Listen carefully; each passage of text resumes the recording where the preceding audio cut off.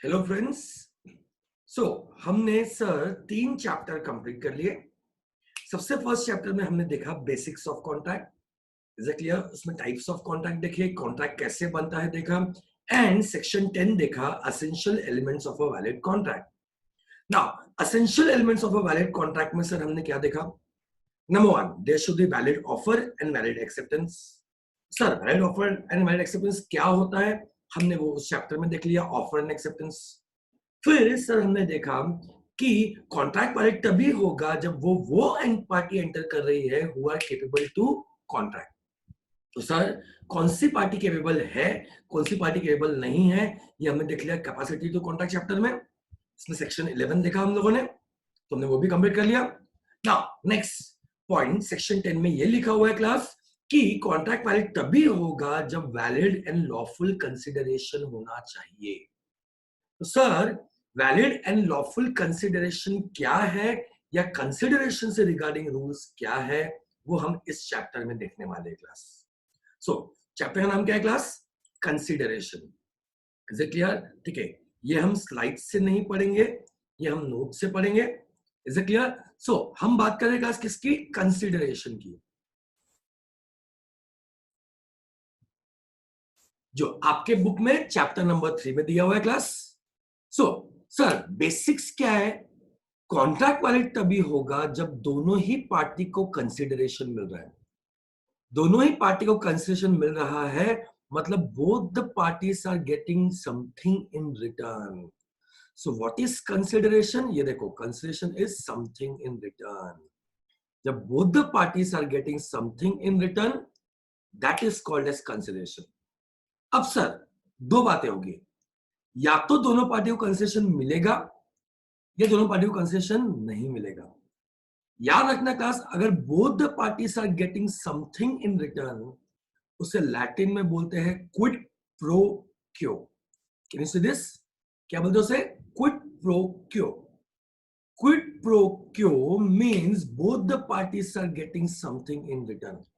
And याद रखना, if both the parties are getting something in return, the contract is valid.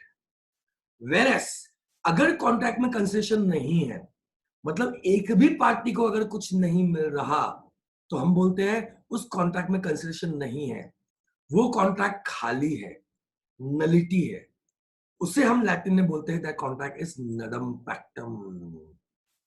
Is it clear? क्या बोलते हैं? नडम पैक्टम। And अगर किसी पार्टी को कॉन्ट्रैक्ट में कंसेशन नहीं मिल रहा क्लास, तो कॉन्ट्रैक्ट इज वॉइड एब इनिशियो। कॉन्ट्रैक्ट वैलिड ही नहीं है, ये कॉन्ट्रैक्ट बना ही नहीं है। सो इससे रूल क्या बनता है? If there is no concession, there is no contract. Is it clear class? मैं फिर से बेसिक्स में एक बार रिवाइज कर रहा हूं। सर लॉ क्या बोलता है? लॉ बोलता है कॉन्ट्रैक्ट वैलिड तभी होगा जब दोनों ही पार्टी को कंसिडरेशन मिलेगा। दोनों ही पार्टी को कंसेशन मिलेगा means both the party will get something in return. Sir दो बातें होगी, या तो कॉन्ट्रैक्ट में कंसेशन होगा या कॉन्ट्रैक्ट में कंसेशन नहीं होगा। अगर कॉन्ट्रैक्ट में कंसेशन है, मतलब लैटिन में हम उसे बोलते हैं there is quid pro quo. Quid pro quo means both the parties are getting something in return and contract is valid.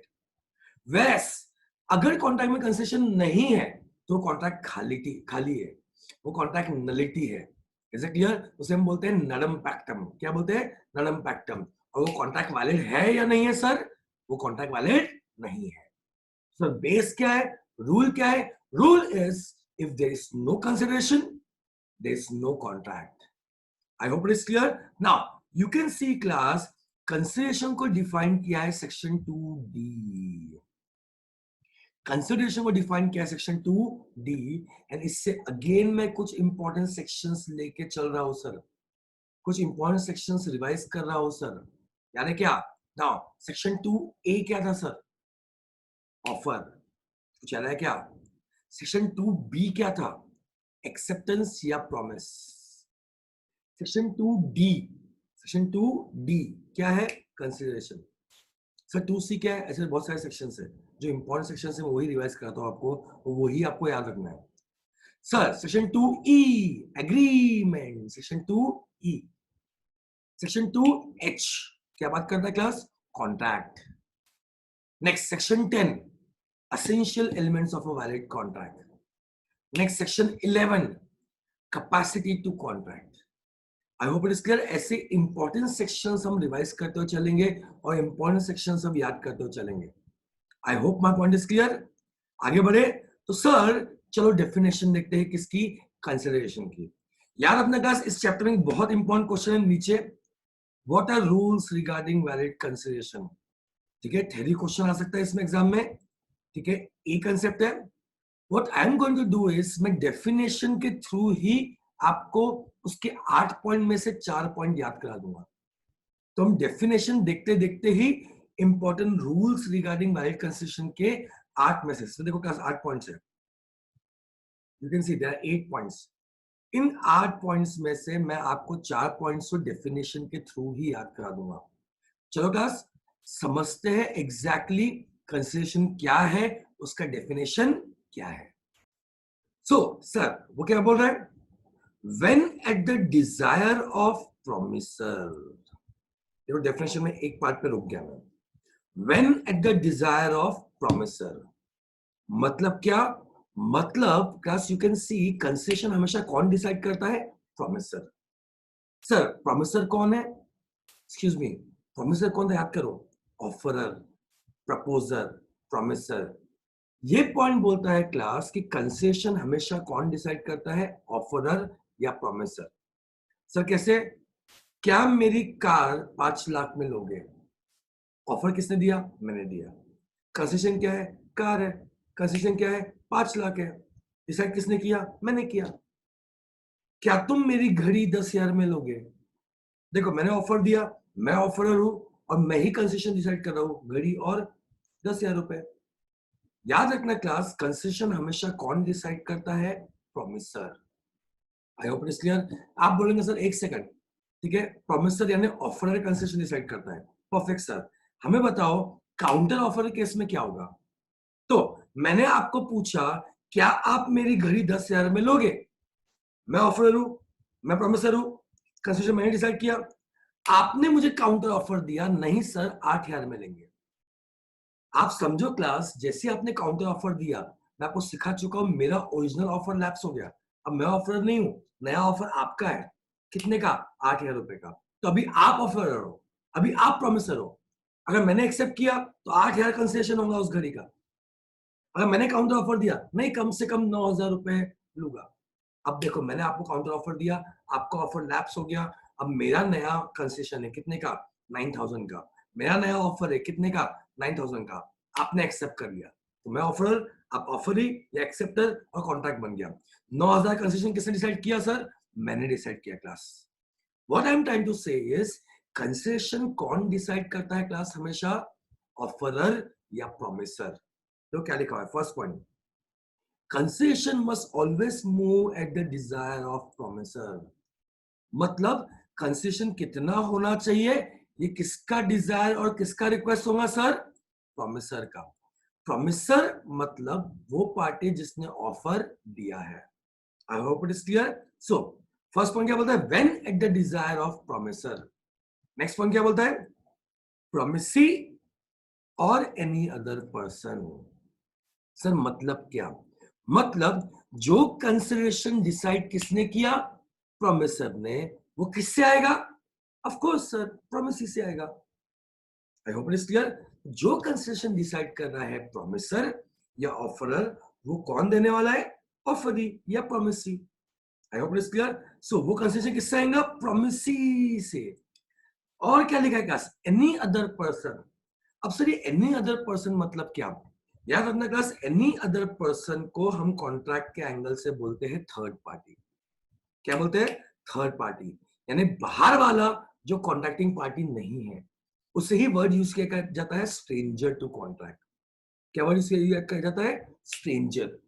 ठीक है, एग्जांपल लेता हूं, मैंने आपको लोन दिया, तो वो लोन का पैसा मुझे वापस किससे मिलना चाहिए क्लास, सर हमसे मिलना चाहिए, यानी आपसे मिलना चाहिए. मुझे बताओ, मुझे तो पैसे से मतलब है. व्हाट इफ आपके पेरेंट्स ने मुझे वो पैसा पे किया, तो मेरा कॉन्ट्रैक्ट किससे हुआ था क्लास, आपसे हुआ था. ठीक है, आप ऑफर ही हो, आप प्रॉमिस ही हो. ठीक है, मैंने ऑफर आपको दिया था लोन का, ठीक है, you should have paid me that money, but मुझे पैसा कौन पे कर रहा है सर? आपके पेरेंट्स। क्या वो कॉन्ट्रैक्टिंग पार्टी है? नहीं है, वो थर्ड पार्टी है। I hope it is clear, stranger है कॉन्ट्रैक्ट के लिए। बट क्या मुझे वो पैसे मिले तो मुझे चलता है? ऑफ कोर्स चलता है। That is my point. My point is जो कंसेशन मैंने डिसाइड किया, एक्सक्यूज मी, जो कंसेशन ऑफर ने डिसाइड किया, वो किससे मिलेगा सर? ऑफरी से मिलेगा, यानी प्रोमिस से मिलेगा, और किसी और से भी मिल सकता है, any other person.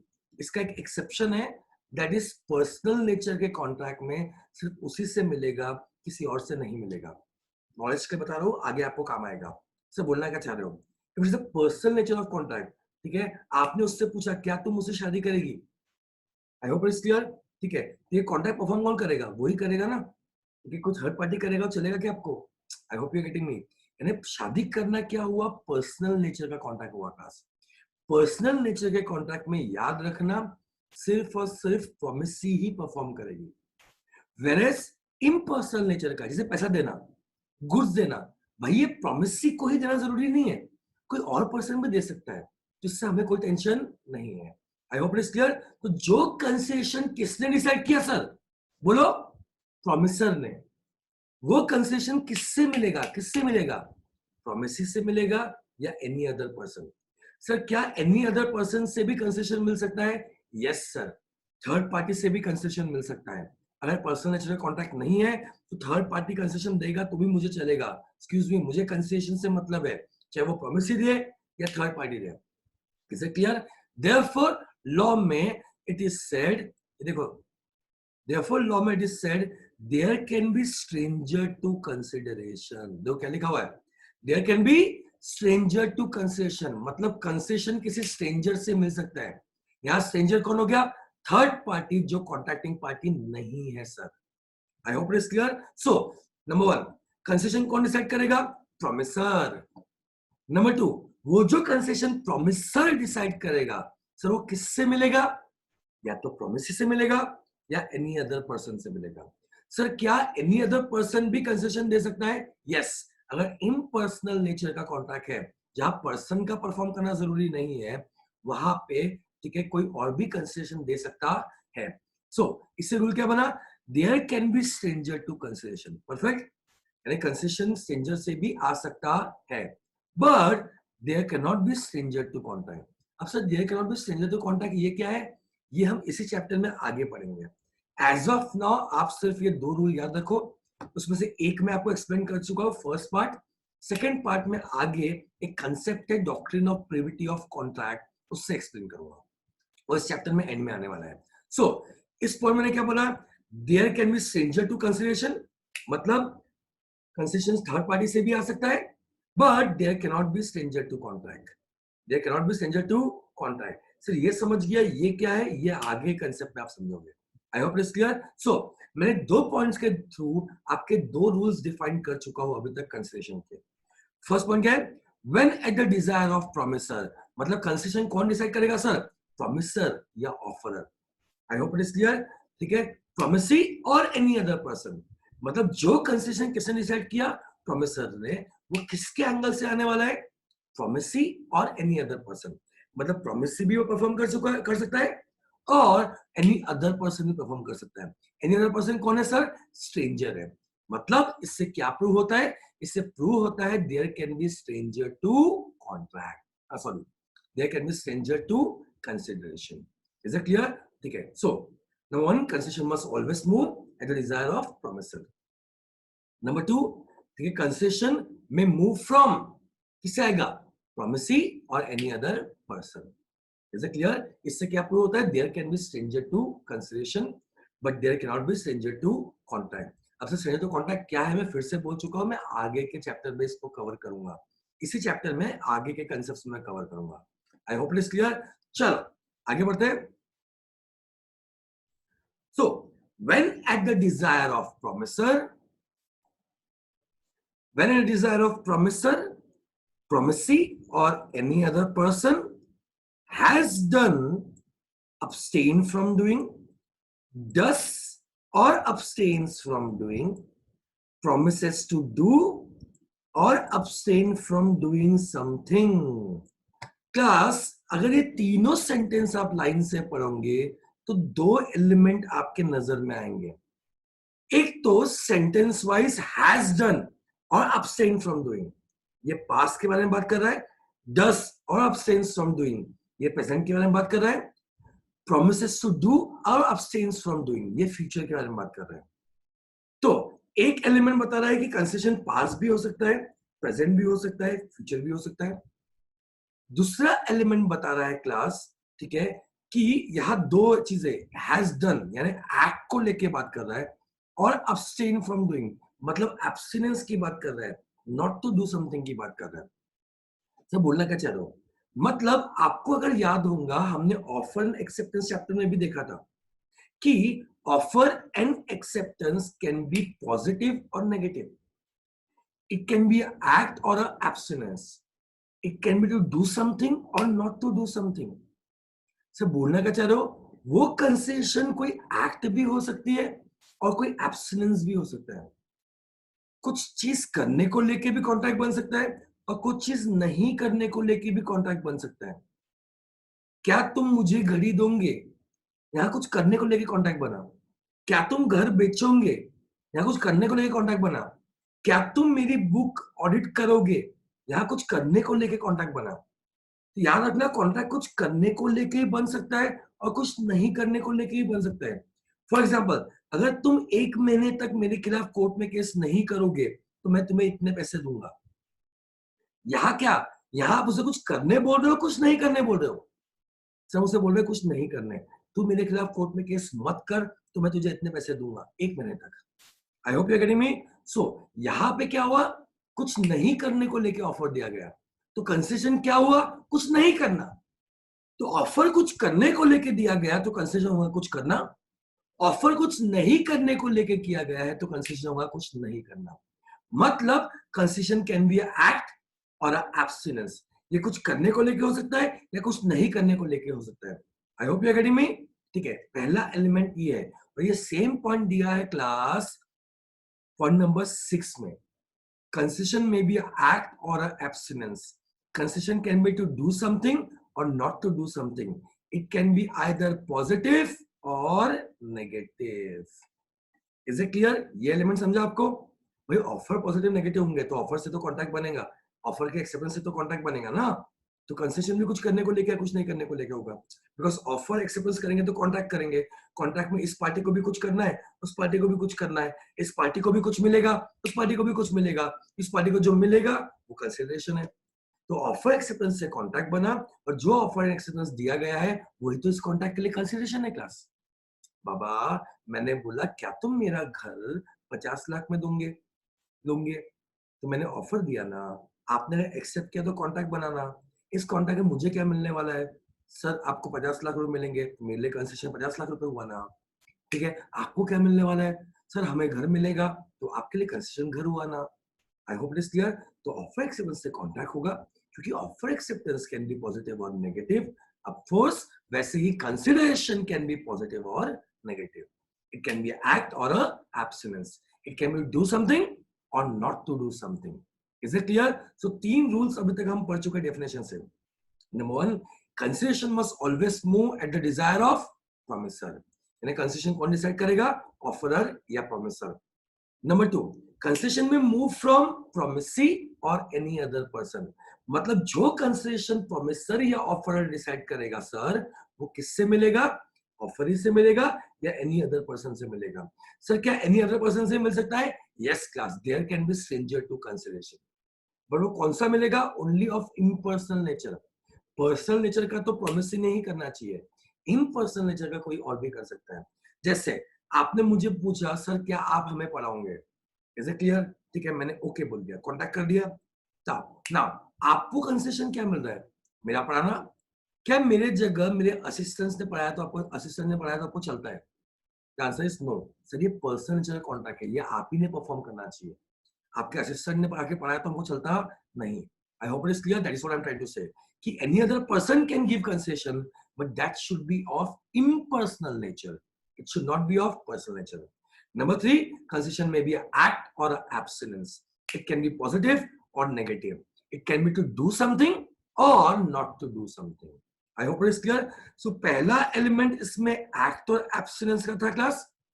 Second element आप देख सकते हैं, ये पास्ट, प्रेजेंट और फ्यूचर की बात कर रहा है. सेंटेंस देखो, हैज डन और abstain from doing, does or abstains from doing, promises to do or abstain from doing something. Excuse me class, ये तीनों पॉइंट से वो ये प्रूव कर रहा है कंसेशन में भी पास्ट, प्रेजेंट और फ्यूचर. सर मालूम कैसे पड़ेगा कि पास्ट है, प्रेजेंट है कि फ्यूचर है? सबसे पहले ये समझते हैं, आराम से समझना बहुत इजी है. हम चेक करेंगे कॉन्ट्रैक्ट बनते समय क्या हुआ. अगर कॉन्ट्रैक्ट बनते समय ही कंसिडरेशन दिया जा रहा है, ये हो जाएगा प्रेजेंट. क्या हो जाएगा? Present consideration. अब कंसेशन दो पार्टी देती है सर, प्लस, ठीक है, आपने मुझे दिया, मैंने आपको दिया. ऐसा भी हो सकता है कि आपने जो मुझे दिया वो प्रेजेंट हो और मैंने जो आपको दिया वो फ्यूचर हो. ऐसा भी हो सकता है. ठीक है, हर एक के कंसेशन को हम इंडिविजुअली डिवाइड भी कर सकते हैं. सर एग्जांपल्स तो समझ नहीं रहा है, आराम से देखते हैं, डरो मत, टेंशन मत लो, बहुत चिल्लर है, बहुत ही सिंपल है. तो रूल क्या है? देखो क्लास, मैंने कैश सेल किया. क्या किया? Cash sales. मैं किराना शॉप पे गया, मैंने बोला भैया मुझे 10 किलो शक्कर देना. ठीक है, या मैंने बोला भैया 10 की शक्कर है क्या? उसने बोला हाँ है. बोले मुझे 10 किलो शक्कर दोगे? उसने बोला ओके. देखो कॉन्टैक्ट हुआ. कॉन्ट्रैक्ट होते ही उसने मुझे क्या किया? 10 किलो शक्कर दिया, मैंने उसे पैसा दिया. मतलब सर कंसेशन कब पे किया जा रहा है? कॉन्ट्रैक्ट करते समय. तो कॉन्ट्रैक्ट करते समय अगर कंसेशन पे किया जा रहा है तो this is called as present consideration. Sir आपने बोला कि इसमें एक प्रेजेंट और एक फ्यूचर भी हो सकता है, दोनों प्रेजेंट भी हो सकते हैं, दोनों फ्यूचर भी हो सकते हैं. बिल्कुल हो सकते हैं क्लास. ठीक है, दोनों भी अलग अलग हो सकते हैं, दोनों सेम भी हो सकते हैं. सर मतलब एग्जांपल दो. अरे बहुत सिंपल है, आपने बैंक से लोन लिया. ठीक है, आप बैंक के पास गए, बोले सर लोन दोगे क्या? उसने बोला ओके, उसने लोन दिया आपको. मुझे बताओ, लोन वाला कॉन्ट्रैक्ट जब बना तो आपको लोन अभी मिला? Yes sir. तो आपके लिए क्या हो गया? Present consideration. परफेक्ट. और आप लोन का रीपेमेंट कब करोगे सर? सर वो तो फ्यूचर में ईएमआई के थ्रू करेंगे. तो बैंक वालों के लिए हो गया फ्यूचर कंसिडरेशन, कि कॉन्ट्रैक्ट बनने के बाद पैसा मिल रहा है उन्हें. कॉन्ट्रैक्ट बनते समय नहीं पैसा मिल रहा होंगे, और आपको तो लोन के कॉन्ट्रैक्ट करते समय ही पैसा मिल रहा है class. I hope you are getting me. So यहाँ पे क्या हो गया? एक प्रेजेंट वाला एलिमेंट हो गया, एक फ्यूचर वाला हो गया. ऐसा भी हो सकता है कि दोनों फ्यूचर वाले हो. सर कैसे? ठीक है, I give you simple example. Suppose, ठीक है, मैंने उस पार्टी को बोला क्या तुम अपना घोड़ा बेचोगे? उस पार्टी ने बोला हाँ, एक हफ्ते के बाद. मैंने बोला डन, आप जब एक हफ्ते के बाद मुझे पैसे घोड़ा बेचोगे तब मैं आपको एक हफ्ते के बाद पैसा दे दूंगा. अब क्लास, दोनों ने ऑफर एक्सेप्टेंस कर दिया, कॉन्ट्रैक्ट हो गया. इस कॉन्ट्रैक्ट में, कॉन्ट्रैक्ट तो अभी हुआ है, बट मुझे घोड़ा कब मिलेगा? सर एक हफ्ते के बाद, यानी फ्यूचर में बनेगा ना. आपको पैसे कब मिलेंगे? घोड़े वाले को पैसे कब मिलेंगे? सर एक हफ्ते के बाद. देखो दोनों के लिए फ्यूचर कंसिडरेशन हो गया.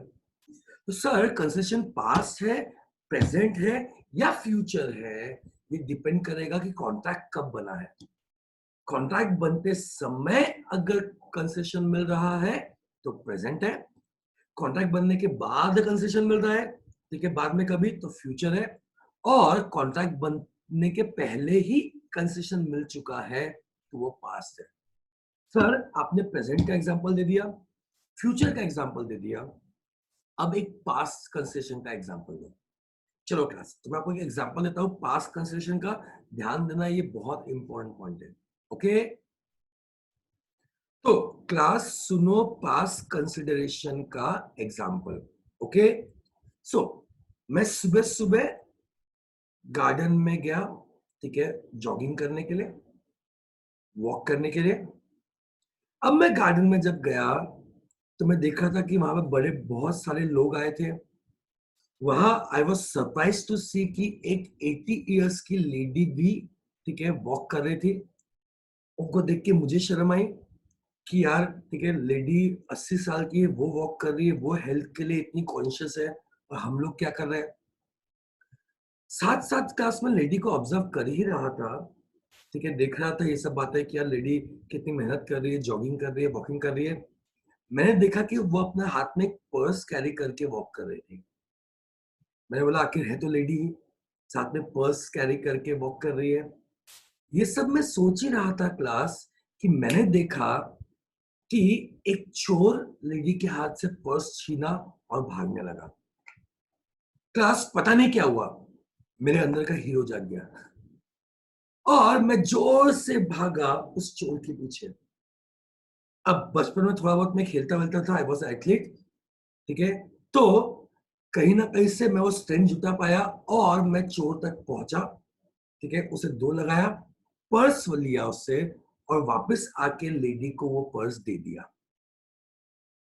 क्लास, मेरी इस ब्रेवरी वाले एक्ट से लेडी बहुत खुश हुई। उसने मुझे बोला तुम जानते नहीं मुझे, मैं कोई तो बड़े पुराने राजघराने से हूं। तुम्हारी इस शूरता वीरता वाली एक्ट से देख के मैं बहुत खुश हुई हूं। मैं तुम्हें इनाम देना चाहती हूँ, क्या तुम 50,000 रुपए इनाम लेना चाहोगे? सी क्लास, लेडी ने मुझे ऑफर दिया, क्या तुम 50,000 रुपए इनाम लेना चाहोगे? ठीक है, ऑब्वियस सी बात है, मारवाड़ी आदमी हूँ, आती हुई लक्ष्मी को कभी मना नहीं करता। आई होप इट्स क्लियर। मैंने तुरंत ऑफर को एक्सेप्ट कर लिया। लेडी ने मुझे बोला ठीक है, ठीक है, कल मेरे घर पे आना और 50,000 रुपए इनाम लेके जाना। आराम से क्लास समझना अब इस एग्जाम्पल में क्या हुआ। लेडी ने मुझे ऑफर दिया, क्या तुम 50,000 रुपए इनाम लोगे? मैंने ऑफर को एक्सेप्ट किया। अभी कॉन्ट्रैक्ट बना।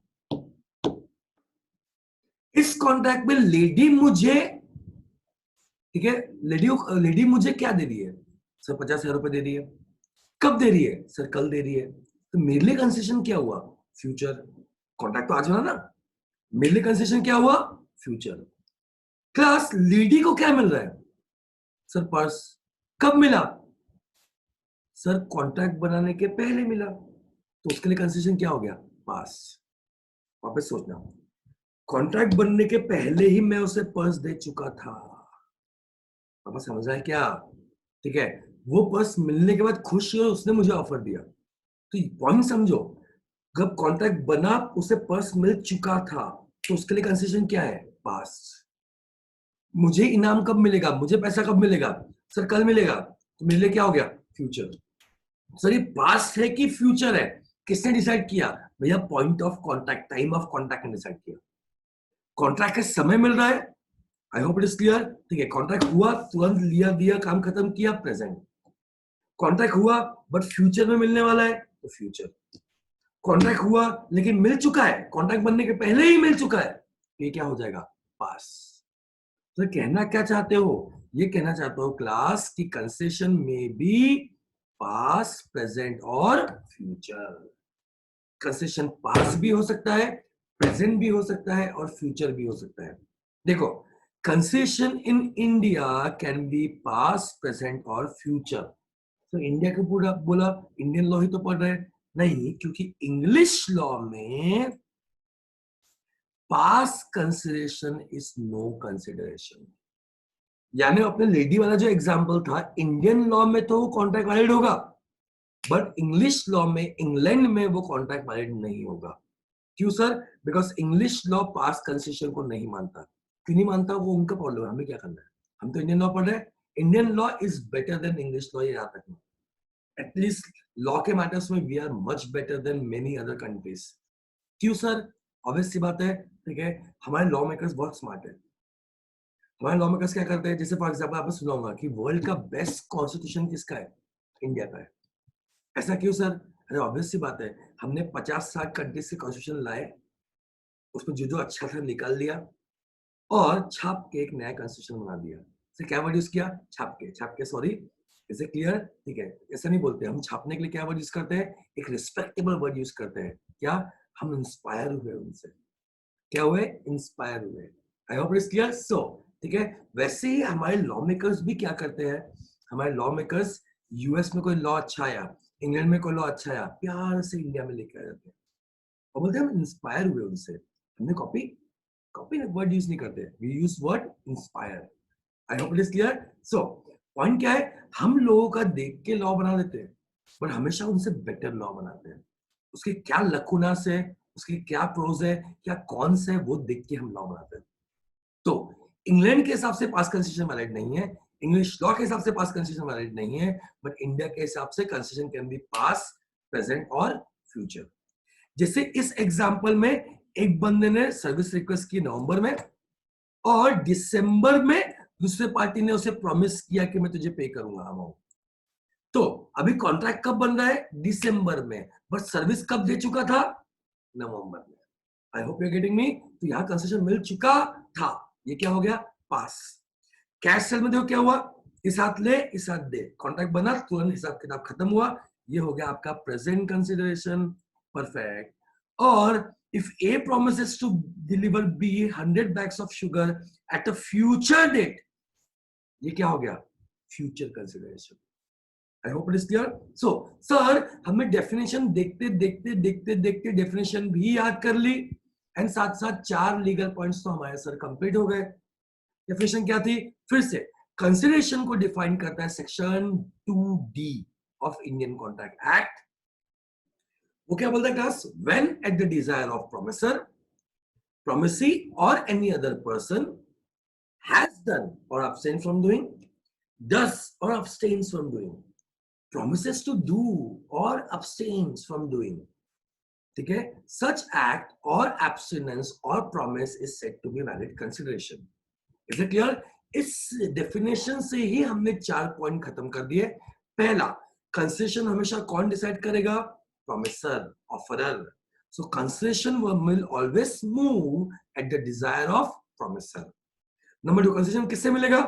ऑफरी से, प्रोमिसी से।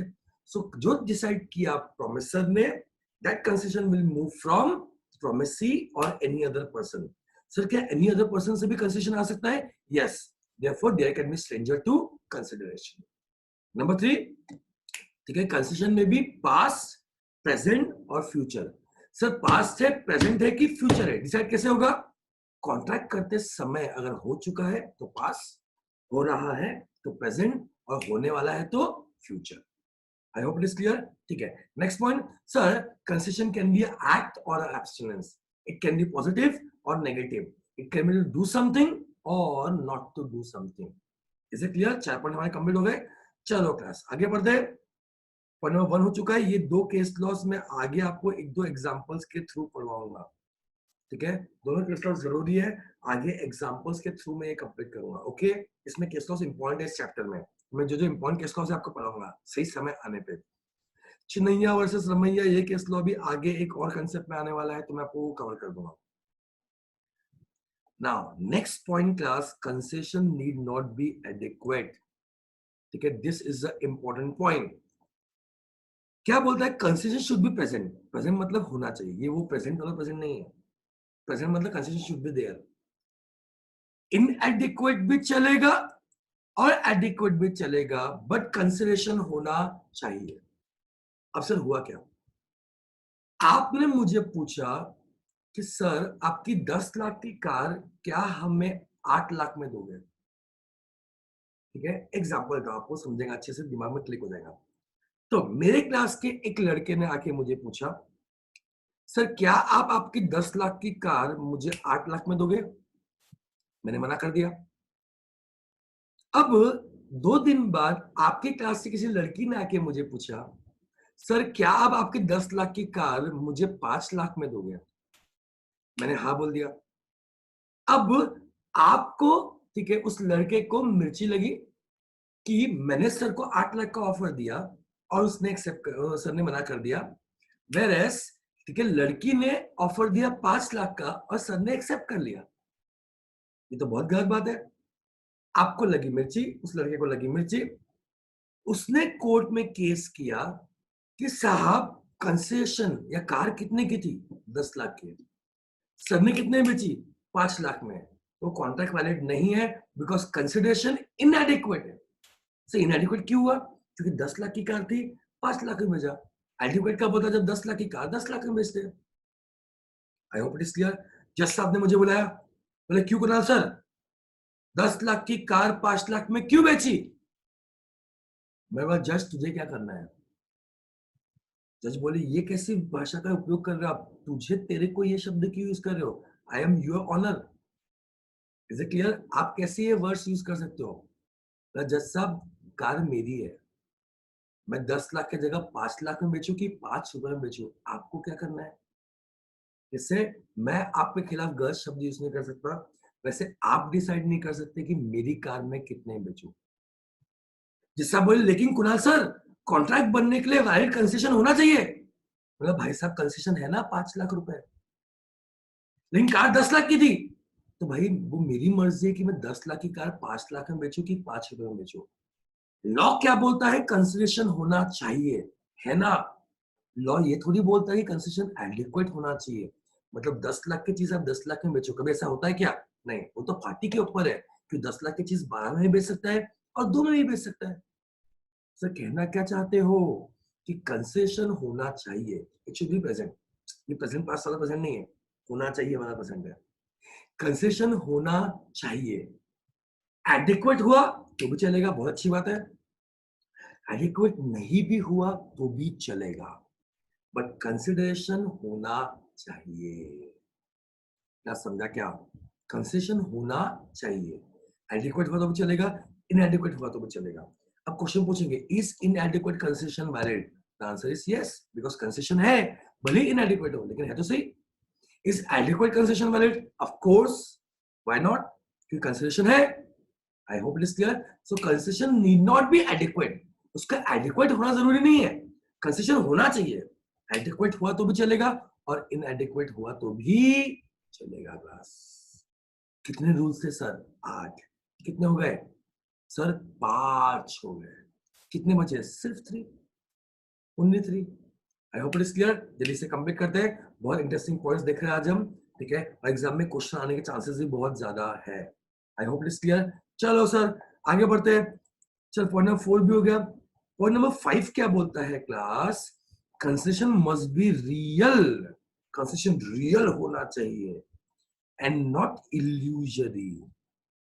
अब सर इल्यूजरी क्या होता है, याद रखना क्लास, हम बोलते हैं अगर रियल कंसिडरेशन है तो वैलिड है, अगर इल्यूजरी कंसिडरेशन है तो वैलिड नहीं है। सर बहुत शानदार, समझ गया, मजा ही आ गया एकदम, कि रियल कंसेशन है तो वैलिड है और इल्यूजरी कंसेशन है तो वैलिड नहीं है। सर बट ये इल्यूजरी कंसेशन होता क्या है, याद रखना क्लास, अगर कंसेशन इम्पॉसिबल है, इलीगल है, अनसर्टन है, तो this is illusory and this is not valid. Sir कहना क्या चाहते हो, एग्जांपल्स देखते हैं। तो क्लास एक एग्जांपल देखते हैं, एक लेडी आई मेरे पास और बोले मेरे मरे हुए बेटे को जिंदा कर दो, मैं आपको 10 लाख रुपए दूंगी।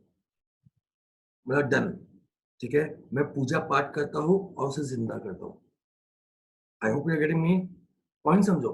इस कॉन्ट्रैक्ट में लेडी को क्या मिलने वाला है, सब मरा हुआ बेटा जिंदा मिलने वाला है, क्या है प्रैक्टिकली पॉसिबल है, नहीं, ठीक है, तो कॉन्ट्रैक्ट वैलिड नहीं है, क्यों, बिकॉज से कंसेशन इम्पॉसिबल है।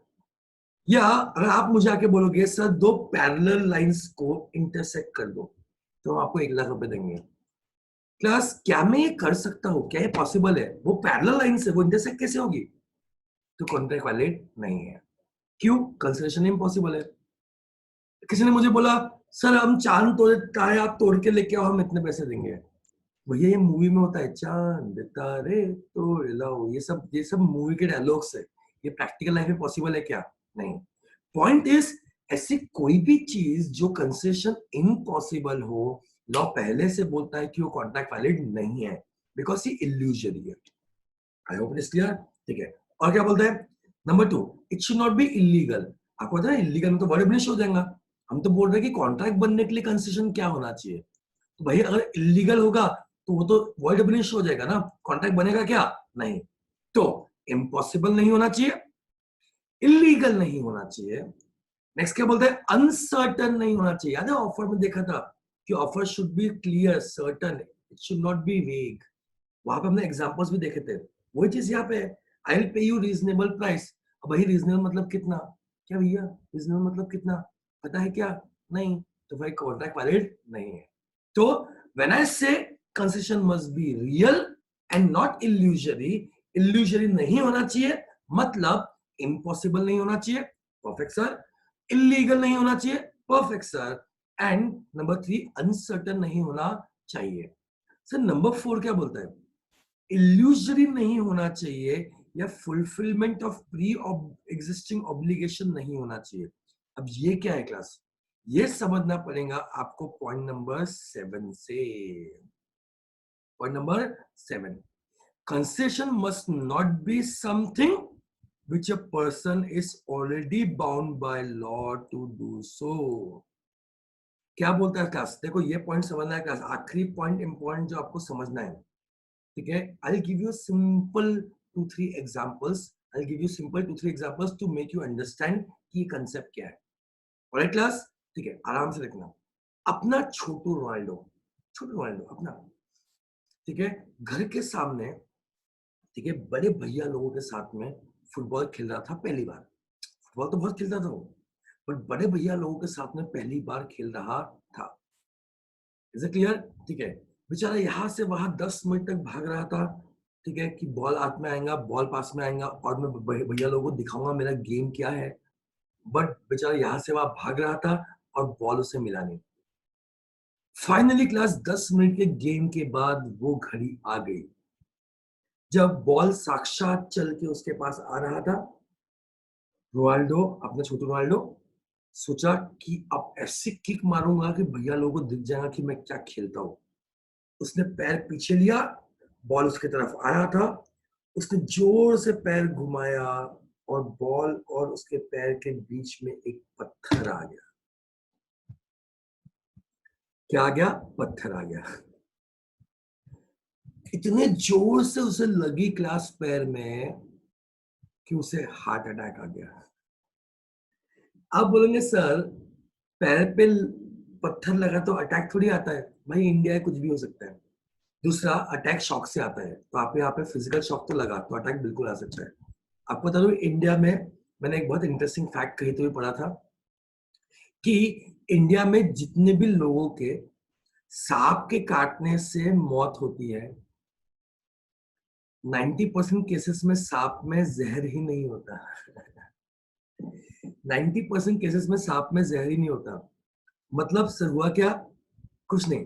सांप ने काटा, सांप ने काटा, सांप ने काटा, मरने वाला हो, मरने वाला हो, मरने वाला हो. शॉक से, अटैक से मर गया. हाँ, जबकि उस सांप में जहर था ही नहीं.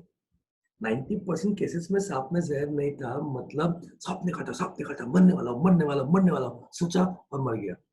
सोचो मरने के बाद जब आपको मालूम पड़ेगा, आई विश अगर मालूम पड़ता हो आत्मा को कि मैं उस डर से मरा कि सांप ने काटा, जहर फैलेगा, मर जाऊंगा, और बाद में मालूम पड़ा कि सांप में जहर ही नहीं था, तो आप क्या बोलोगे? कट गया हमारा. एनीवेज चलो, सो आगे बढ़ते हैं. तो पॉइंट क्या है क्लास? अपने छोटे रोनाल्डो को, ठीक है, जोर से पैर पे लगी, अटैक आ गया. Is it clear? ठीक है, भैया लोगों ने उसे पास में एक हार्ट हॉस्पिटल में एडमिट करा दिया. Is it clear? ठीक है, उस डॉक्टर के पास एडमिट कराया जिसका अटैक को ठीक करने का फीस था 50,000 रुपए. तो कितनी फीस थी? 50,000 रुपए. पेरेंट्स को फोन किया, पेरेंट्स से भागते हुए आए. Is it clear? ठीक है, उन्होंने अपने बच्चे को आईसीयू में देखा. बाप का दिल पिघल गया. बाप डॉक्टर साहब के पास गया, डॉक्टर साहब किसी तरह से मेरे बच्चे को बचा लो. अगर आपने मुझे मेरे बच्चे को बचाया तो फीस तो छोड़ो, मैं आपको एडिशनल 1 लाख रुपए और दूंगा. डॉक्टर बोले ओके. डॉक्टर ने ऑपरेशन करना शुरू किया क्लास, और अपना छोटा रोनाल्डो बच गया. और नहीं, ठीक है, बच गया. चलो पॉइंट क्या है? पॉइंट इज वो रोनाल्डो बच गया अपना छोटू, ठीक है. उसके बाद में डिस्चार्ज हुआ.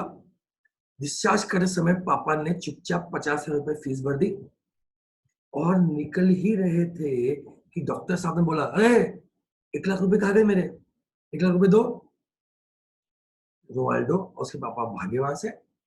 अब इस केस में अगर डॉक्टर केस करता है छोटू रोनाल्डो के पापा के खिलाफ कि उन्होंने मुझे प्रॉमिस किया था कि 50,000 रुपए, सॉरी 1 लाख रुपए एक्स्ट्रा देंगे, तो क्या वो केस जीतेंगे?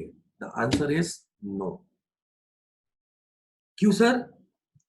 बिकॉज लॉ बोलता है कंसेशन कभी वो नहीं रहेगा which a person is already bound to perform। Sir मतलब क्या? मतलब 50,000 रुपए फीस लेके a doctor was already bound to treat the patient, तो उसके लिए कंसेशन ऑलरेडी 50,000 रुपए थे। तो अगर फादर प्रॉमिस करते हैं कि एक्स्ट्रा 1 लाख रुपए देंगे, तो याद रखना वो एक्स्ट्रा 1 लाख रुपए वैलिड नहीं है। वो एक्स्ट्रा 1 लाख रुपए वैलिड नहीं है। वाई? बिकॉज 50,000 रुपए लेके ही was bound to treat the patient. देखो लिखा हुआ है एग्जाम्पल नंबर 2 पे, doctor was already bound to cure patient by taking his fees. तो एडिशनली अगर कुछ मिलने वाला है तो कंसेशन वैलिड नहीं है। जैसे अपने एग्जाम्पल नंबर 1 पे देखो, A promises to pay an existing debt punctually if B the creditor gives him discount.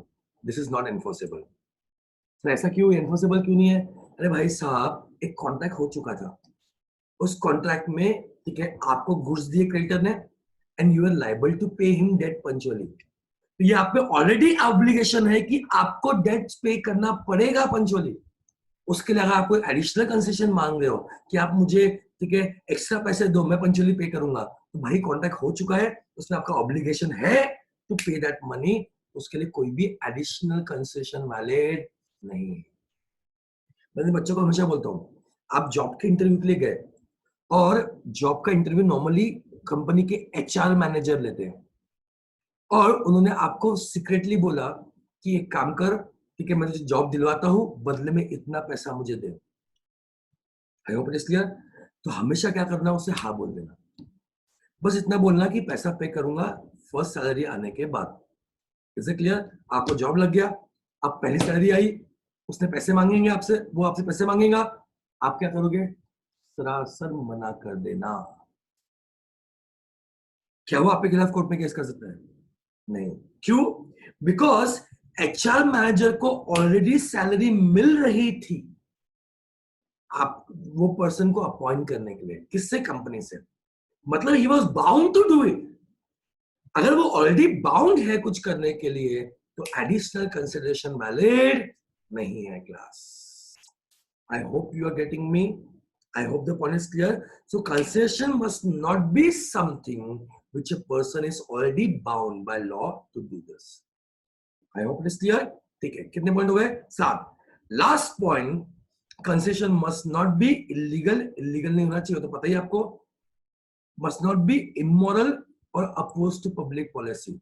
Sir ये immoral या opposed to public policy क्या होता है? चैप्टर नंबर 6 में ये पूरा कंसेप्ट है उसके ऊपर। इमोरल और अपोज टू पब्लिक पॉलिसी, वहां हम डिटेल में डिस्कशन करेंगे।